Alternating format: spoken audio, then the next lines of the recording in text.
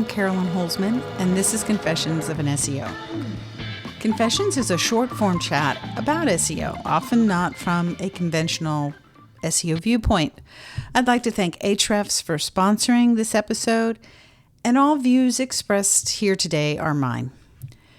Welcome to Season 5, Episode 34 of Confessions of an SEO, and I'm here to report that rain is wet, and in August, Texas is still hot. Ugh. Last week, I confessed to something about what I had been observing about my experience observing Google's shift from a search engine to an answer engine model, and how, at least for now, how that has kind of upset most apple carts for those of us who make a living by providing SEO as a service. Now, there's a link to last week's episode in the description where I talked about my AI SEO confession. There's a link to it in the description, like I said, and you can always find the most recent episode at any time you want on confessionsofanseo.com. And by the simple act of subscribing for free to Confessions on your favorite podcast platform, you are supporting this podcast and helping others find it. So thank you. And specifically, thank you to Ahrefs as sponsor of this episode. Today's highlighted feature is an add-on on their marketing platform called Brand Radar.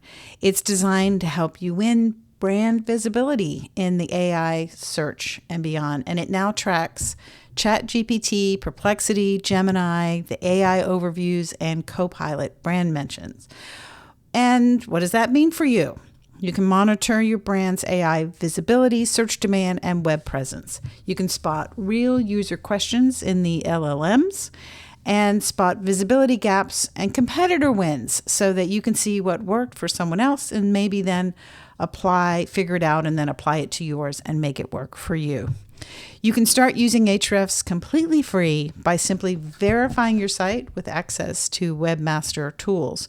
Ahrefs Brand Radar tool is included in paid plans, light and higher, and there's access to certain advanced features, specifically the tracking mentions in AI chat box and Google's AI overviews that does require purchasing a paid add-on. Wow, has it really been just a week since we were here? I found it somewhat hilarious this week when someone posted that Google is hiring a new search liaison. Someone in that position.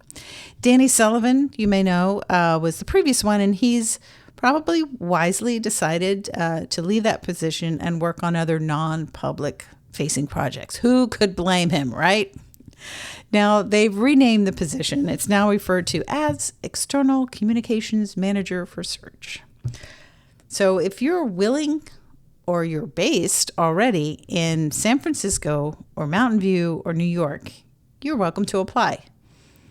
I took a look at it, the actual, sort of write-up. It is a full-time position, and the U.S. base salary is $165,000 to $245,000, plus bonus, plus equity, plus benefits. So I thought I'd have a little fun with this. I asked ChatGPT about San Francisco cost of living on a salary of, and let's look at the low end, right? $165K. Now that's just low end in relation to $245,000. But to a lot of people, 165 looks like it would be pretty sweet. So when I asked ChatGPT, I kind of, when I read the response, I kind of felt like I had instead rolled a magic 8-ball. It does not look promising is kind of the response I got. And in typical AI fashion, it offered advice like how to make it on $145,000 for work. So the short version is minimize housing costs by living in the suburbs. 2, avoid a car. Well, good luck living in the suburbs is all I got to say. Then 3 was create a detailed budget, which isn't like saying live within your means. And the last one was really cute. Consider a partner's income. Combining incomes will make living in San Francisco more feasible. All right, that was San Francisco. So what about Mountain View? To quote the phrase, that escalated quickly. In short, it was sort of like warning, do not live anywhere near Mountain View if you're going to work there. Apparently, Mountain View's cost of living is 82% higher than the national average and 96% higher than the California average. Because, California is more than just San Francisco and Mountain View, right? Okay, so how did New York? Did New York fare any better? Maybe a little. It's like live in an outer borough, take a roommate, and stay on your budget. Gee, that sure seems fun, especially when the job includes dealing with the public. Oh, I should say the public who have websites. The public who have websites who have questions. What does that say? It's kind of like, I really love this job if it meant I didn't have to deal with the public. All right, so not to only look at the low end, the upper range, a salary will definitely make life as a single person pretty sweet in any of those cities. I think the word was comfortable, but not lavish. So whomever lands this position, you have my sincerest wishes for success. Best luck to you. All right, so this week I wanted to ponder about content. Yes, we're in the AI era, right? We can create more and more content cheaper and faster than ever before. We don't have to deal with price models of paying by the word and the time spent to train new writers. Am I lying? Although I'm really glad, when I read about now that people or perhaps feel comfortable to be a little bit more real in what they are finding in practice when you're dealing with LLMs. If those don't know, it's large language models, the word predictors that, everybody is using and creating content. Now, I understand what I'm about to say, that LLMs, this is not how they're constructed. So please take a chill pill. But it's not without some logic or some, I guess, logical to have this expectation that one could ask one of these LLMs to write an article of a particular word count, generating the indexation testing content that I was using AI for. That was kind of like the biggest pain in my side. I hated that moment when I realized, okay, I'm up, I've had my breakfast, I had my coffee, now I've got to take this on. It really sucked. Now, in those cases, AI was basically performing like the nicest person in the world that couldn't follow instructions. I told a friend it was like having, kind of like the nicest, most accommodating, but worst employee ever. So anyway, getting back to content. I've been saying now for a couple of years, the SEO agency model of writing 4 blog posts every month to publish on the same site, I haven't seen that working in a while. I would almost go so far to say that no longer works.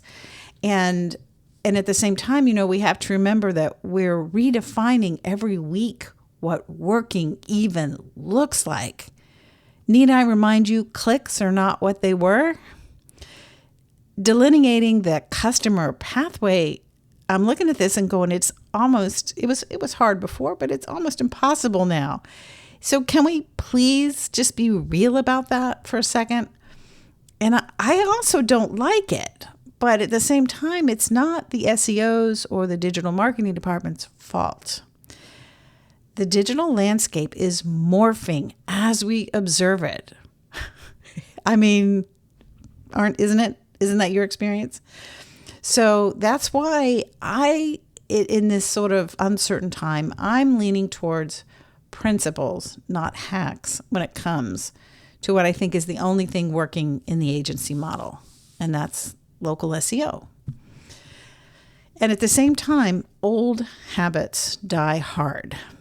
I'm working with someone who previously was SEO curious in his business, but it's been a while. And the last time he was really into it was when Google was more of a keyword matching machine. He's all wrapped up in his website and all the things he wants people to know about his business and him, but it's all about publishing more and more content on this site, and the topics are diverse. And this is his starting point. So there comes a time when I have to ask, is it in my best interest across all my important indicators of well-being in my life, business, my mental health, my emotional health, to take this person on to raise and basically level him up? I'm reminded of the scene in the movie Armageddon. It's a Bruce Willis movie. It's where they're about to take an oil drilling team up into space to deal with an asteroid that's hurtling towards Earth. And the NASA scientists are trying to get these guys up to speed on what they'll be dealing with. Billy Bob Thornton is describing, the environment in very scientific terms in a very professional and buttoned up way. And Owen Wilson interrupted him to say, all you got to say, scariest environment imaginable. Okay, so there's a video on Google's Search Central YouTube channel, and we're still talking about content. And Martin Splitt is answering questions about things about content type. And Lily Ray's with him, and I'll put the link in the description. But basically the question was, is more content better? And Martin Splitt's advice is ... It depends. But seriously, they do address what I consider to be one of the hangovers from the glory days of content creation and ranking for keywords. Now, this is my observation, okay? And basically, as I read between the lines, because Google is never going to tell us straight up, how all of this works. And partially, and maybe mostly, because I don't think they ever had to rank a plumber in Austin from a new domain. They know engineering and content retrieval, very valuable, very specialized, very high end, but not from the other side of the table. And so here it is. Basically, from what I got from it, short content is going to perform better, right? So there's no sort of number of word thresholds. But, obviously if you write optimize and you optimize well and you make it very clear what's on your page for somebody who's there, that's going to do better. She also talked about the annual pages about, these are my examples, top 10 products for X in 2025. Should you have separate pages for each year or just go back and, redo the previous page? And, basically, Martin was saying, well, it's likely going to cannibalize if the articles are pretty much the same thing and you're just changing the year and maybe the model numbers. It's going to be better to revise your existing page. And then he was like, don't just look at impressions in Search Console, look at performance. Duh, right? But most people look at impressions. Those that know my helpful content analysis may know that what I do in diagnosing helpful content hit, you have to do it at the page level. It's the only way to see which content has been targeted. And Martin even spoke about fingerprinting of, a page of content. And my mind immediately went to the idea, that could be part of that helpful content classifier function. If you get two pages that are pretty much the same, they'll canonicalize them together. And then there is Google, which means only one gets shown, and maybe the pages will teeter-totter in and out of the search results. So if you picture that with table of content links, those pages aren't just pretty much the same. They're identical. And I think Google goes deeper than that with the fingerprinting aspect. Even if you're you're optimizing for specific and different phrases, but they're basically the same query. And you have now multiple pages answering the same query.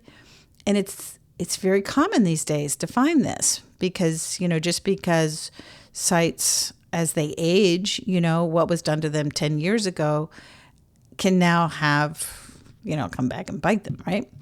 But anyway, nobody, will know this is happening on the small scale because in Search Console, it'll say these pages are indexed. It doesn't say this page is a duplicate and we're going to canonicalize it.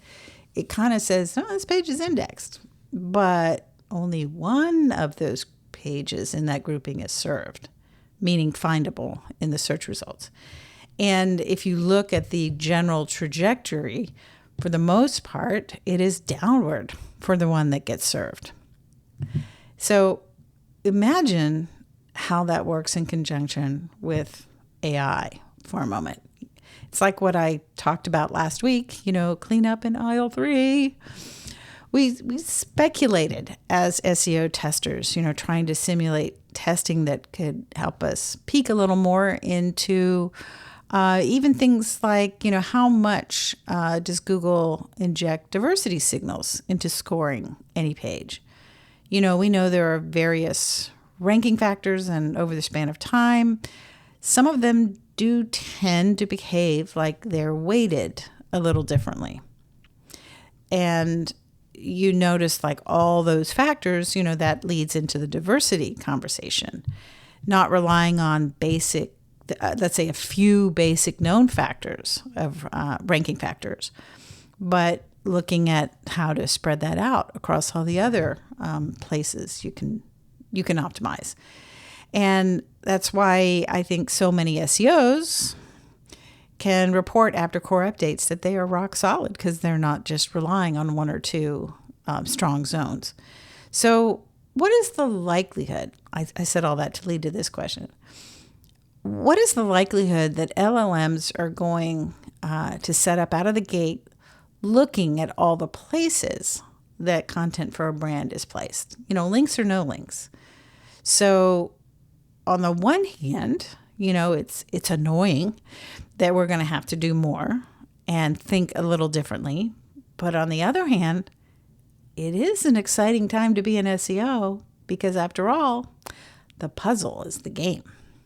I know we want our clients to make money, but come on, there's an aspect to this for us. We like puzzles. We like solving things.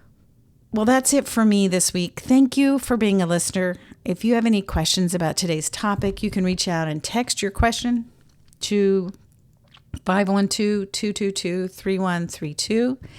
Thank you again for Ahrefs for being the sponsor of this episode. You can check the link in the description to get access to Ahrefs' marketing platform for free for your site. And once you have a paid account, take a look at the Brand Radar AI options.